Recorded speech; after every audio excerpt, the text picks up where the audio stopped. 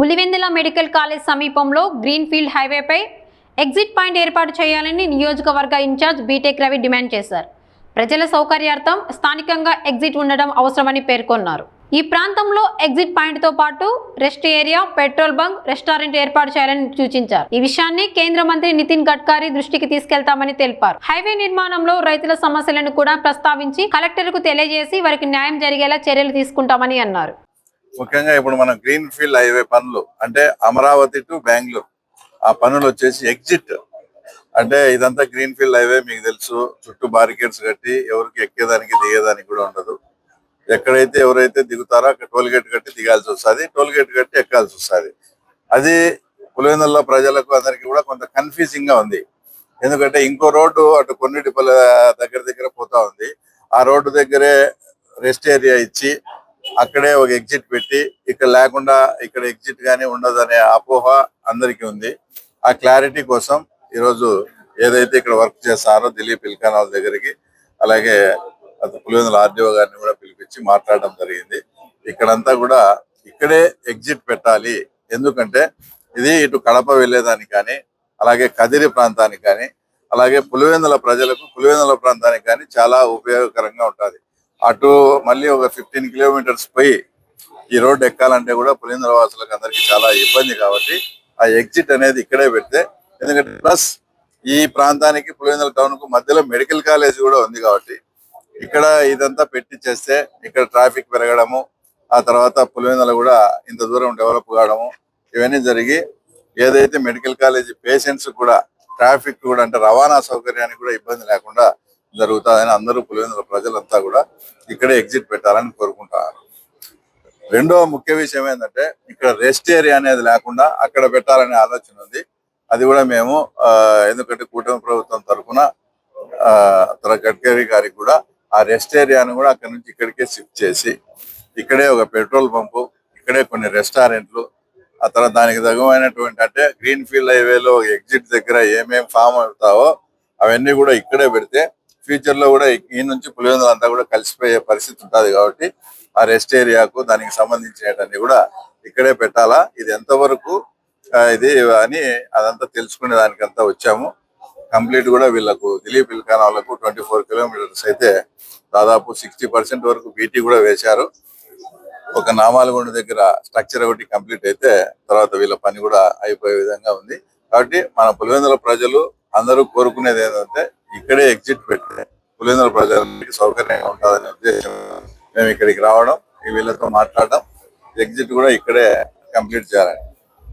ఇందులో బాధాకరమైన ఏంటంటే ఈ ఎగ్జిట్ ఇదంతా పెట్టినప్పుడు ఒక సుబ్బారెడ్డి అనే ఒక ఆయనది 10 ఎకరాలు పోయే పరిస్థితి, 12 ఎకరాలు వాళ్ళు నామినల్ గా ఇక్కడ అంతకుముందు ట్రాన్సాక్షన్ ఏముందో ఆ రేట్ తో దానికి 3 టైమ్స్ వేసి ఎకరా 10 లక్షల రూపాయలతో ఇస్తారు. మన కళ్ళ ముందరనే ఇక్కడ తర్వాత ఎకరా 1.5-2 కోట్లకు కూడా అమ్మిన పరిస్థితి.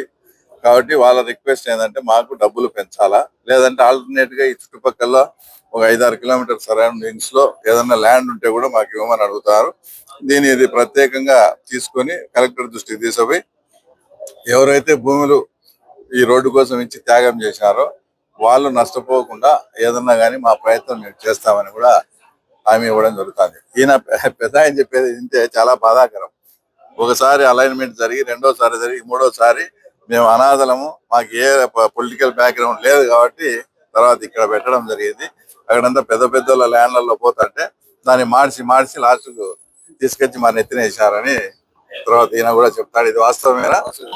పాపం అట్లా ఈయన దానికి బలి అయిపోయినాడు. కాబట్టి ఈయన తరఫున కలెక్టర్కు పోయి వీళ్ళ సమస్య విన్నవించి డబ్బు పెంచడమా లేదా ఆల్టర్నేట్ సోర్స్ ఏదైనా ఉంటే వీళ్ళకి న్యాయం జరిగేట్టుగా కూడా మేము ప్రయత్నం చేస్తాం.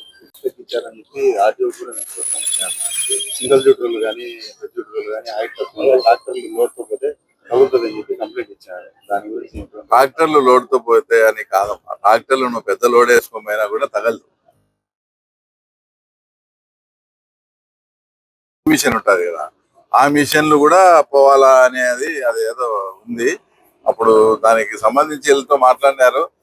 దీంట్లో ప్రధానమైన సమస్య ఏంటంటే ఇప్పుడు NSPR కన్స్ట్రక్షన్స్ రోడ్డు చేస్తున్నారు. శివప్రకాష్ రెడ్డి అన్న మనందరికీ కావాల్సిన వ్యక్తే, మన ప్రాంతం వ్యక్తే. తుమ్మలపల్లిలో ఆ తర్వాత ఒక చర్చ్ రమేష్ గారు మల్యాల్లో 2 అడుగులు నీకు మసీదుకు టచ్ అయితే పోతుంది అన్న. అది మన వాళ్ళే కదా, మనం ఏదైనా చేద్దామంటే కూడా దాని ప్రయత్నం చేస్తాం. ఏంటంటే అలైన్మెంట్ అనేది స్టార్టింగ్ నుంచి వస్తూ ఉంటుంది. మనం అనుకున్నట్లు నేషనల్ హైవే మార్చి డిజైన్ ఎంత రాంగ్ అయిపోయి చాలా ఇబ్బంది పడే పరిస్థితి ఉంది. కాబట్టి నేను శివప్రకాష్ రెడ్డి విషయంలో ఈ 2 కేసులు ప్రత్యక్షంగా నేనే దగ్గర ఉండి చేస్తాను. కాబట్టి ఎట్లంటే అలైన్మెంట్ మార్చేది అది ఏదన్నా ఒకవేళ నిజంగా ప్రజలు పోయి ఎవరన్నా అడిగి చేర్చా తాత్కాలికంగా మేము చేస్తామని దాటవేసి మళ్ళీ వాళ్ళ పని వాళ్ళు చేస్తారు తప్ప వాళ్ళ గైడ్ లైన్స్, వాళ్ళ హైట్, వాళ్ళ దాని ప్రకారం మనం ఇప్పుడు మార్చమంటే నాకు తెలిసి అది ఎవరు మార్చలేరు. అది చాలా కష్టతరమైన పని కూడా. నిన్న కృష్ణ టెంపుల్ దగ్గర భూ ఆక్రమణ అని చెప్పి ఒకటి పేపర్ వచ్చింది, దానిపైన నేను కూడా చూసినాను. అది ఎంఆర్ఓ గారి ఫోటో వేసి ఆయన స్టేట్మెంట్ ఇచ్చినట్టు కూడా ఉంది. వాస్తవంగా దానికి అనుమతులు లేవని ఏదో రాశారు. మళ్ళా అది ఎందుకు రాశారో నాకు తెలియదు. కానీ ఇప్పుడు అనుమతులు లేకుండా గత గవర్నమెంట్ లో జగన్మోహన్ రెడ్డి గారు ముఖ్యమంత్రిగా ఉన్నప్పుడు కామన్ గుడ్ ఫండ్ కింద దాదాపు 2 కోట్ల రూపాయలు ఇచ్చాడు. తర్వాత ఇప్పుడు కూటమి ప్రభుత్వం వచ్చిన తర్వాత ఇంకా ఇప్పుడు మళ్ళీ కూడా దానికి 2 కోట్ల రూపాయలు ఇచ్చాడు. పనులు జరుగుతూ ఉన్నాయి.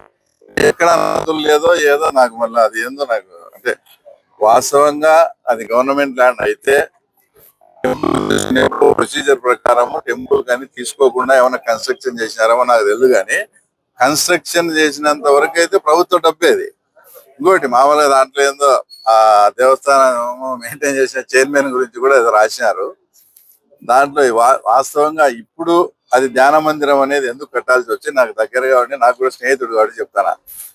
అది టెంపుల్ మెయింటెనెన్స్ కు ప్రతి నెల 60 నుంచి 70 వేల రూపాయలు ఖర్చు అవుతుంది. సొంత డబ్బులు పెట్టుకుంటా ఉన్నాడు అతను. ఏది దేవస్థానం చైర్మన్ గా దాన్ని వదిలిపెట్టలేక, గుడి అయితే పులిందర కదా, అట్రాక్షనే కదా, ఒక ఐకాన్ మాదిరి కట్టారు. దాన్ని గాలికి వదిలేయకుండా దానికి పూజలు అన్ని చేసేదానికి మా పూజారులకు కానీ దానిలో కానీ 60 నుంచి 70 వేలు అవుతుంది. పక్కన ఖాళీ ల్యాండ్ ఉంది. అది కూడా అంతకుముందు భాస్కర్ రెడ్డి గారు హయాంలో అట్లా డిస్ప్యూట్ అయ్యి అది క్లియర్ చేసుకున్నారు. క్లియర్ చేసుకొని అక్కడ గాన ఒక ధ్యాన మందిరం కట్టి దాని ఏదైనా చిన్న చిన్న ఫంక్షన్స్ కు వాటికి ఏదైనా ఇస్తే ఆ వచ్చే ఇన్కమ్ తో భవిష్యత్తులో ఆ టెంపుల్ కు ఆయన ఉన్నా లేకపోయినా నేను పెడతాను. నేను పోయినా కూడా ఏది పరిస్థితి. అదే ఆ ధ్యాన మందిరం కట్టి దాని ఒక చిన్న సైజు కళ్యాణ మంటపం మొదలు పెట్టి చిన్న చిన్న ఫంక్షన్లు కానీ చేసుకుంటా ఆ వచ్చే ఆదాయాన్ని కూడా దేవాలయానికి కనిస్తే ఫ్యూచర్ లో ఎప్పటికీ కూడా శ్రీకృష్ణ దేవాలయం ఆలయ మెయింటెనెన్స్ అనేది ఇబ్బంది రాకుండా ఉండాలనే దాంట్లో భాగంగా చేసిన ప్రయత్నం అది. ఏదైనా మనం అన్యాక్రాంతం అయిపోతా అంటే గవర్నమెంట్ ల్యాండ్ నేను ఆక్రమిస్తాను, ఇంకోటి ఆక్రమించాను రాయాల. ఒక టెంపుల్ కు ఒక పవిత్రమైన కార్యక్రమానికి రాసినప్పుడు అట్లా ఎందుకు జరిగిందో తెలియదు. నాకుండే ఇన్ఫర్మేషన్ కూడా ఏంటంటే ఆ స్థలం జర్నలిస్టులకు ఇచ్చేది కాబట్టి దాంట్లో వాడుకున్నారు. కాబట్టి ఒక జర్నలిస్ట్ బాధతో రాసినారన్నారు. అది ఎంతవరకు కరెక్టో మీరు చెప్పాలా. రైట్.